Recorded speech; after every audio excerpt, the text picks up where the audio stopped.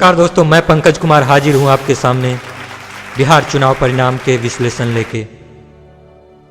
सुशासन के नाम पे बिहार को बाढ़ में डुबो के रखने वाले, कोरोना काल में लोगों को उसकी बदहाली पे छोड़ देने वाले और चमकी जैसे बुखार का हर साल नए सिरे से इलाज ढूंढने वाले नीतीश बाबू को इस बार बिहार की जनता ने फिर से माथे पे तिलक लगा के राज के गद्दी का ताज सौंपा है।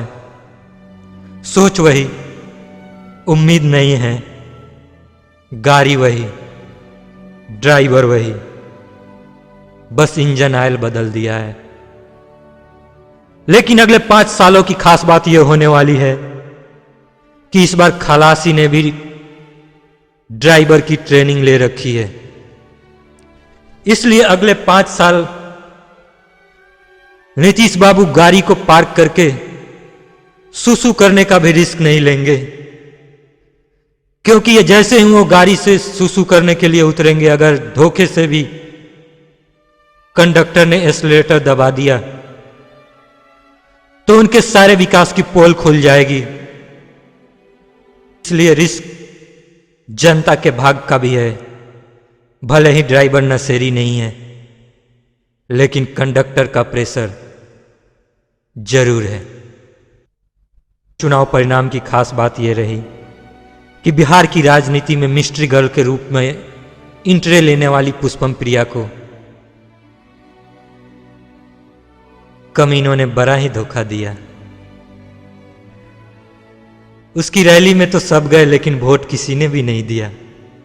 का तो पता नहीं, लेकिन प्रिया को बिहार की जनता ने ऐसा दगा दिया कि प्रिया भी गाएगी पिया पिया ओ पिया पिया। College of economics and political science की पढ़ाई का दावा करने वाली पुष्पम प्रिया को बिहार की जनता ने यह बता दिया कि बिहार की राजनीति में कॉलेज के छात्रावासों में जो पढ़ाई होती है वो लंदन, अमेरिका कहीं भी नहीं पढ़ाया जाता, और बिहार के छात्रावासों में जो पढ़ाई जाती है वो वहाँ की नॉलेज से भी ज़्यादा बड़ी है। उसको मात देना इतना आसान नहीं है।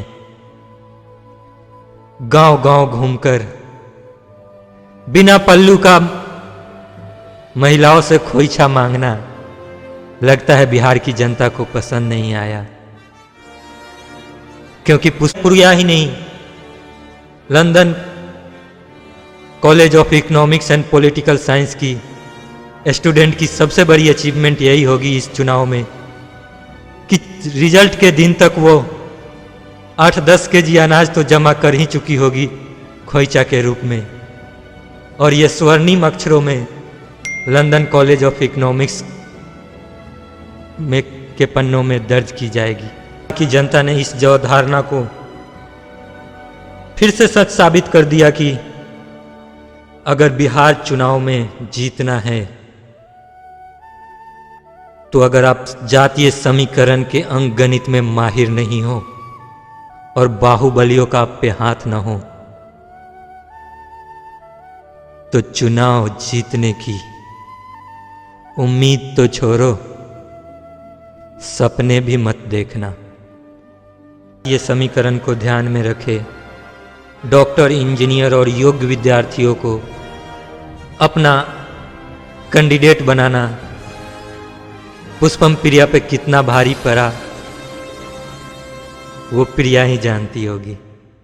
और बिहार चुनाव के परिणाम में बड़ा ही रोचक तथ्य सामने आया। एक 9वीं पास राज्य का मुख्यमंत्री बनने से बस चूक गया, और उसका बड़ा भाई जिसे घोटाले का नाम लिख के पर्ची पे और पर्ची देख के पढ़ने भी नहीं आता हो, वो इस राज्य का अगर स्वास्थ्य मंत्री रहा हो और महिला सशक्तिकरण के नाम पे राबड़ी देवी जैसी अनपढ़ महिला को राज्य की जनता का भविष्य उसके हाथ में सौंप दिया गया हो। महिला सशक्तिकरण का लोकतंत्र में इससे बेहतर एग्जाम्पल सेट नहीं किया जा सकता।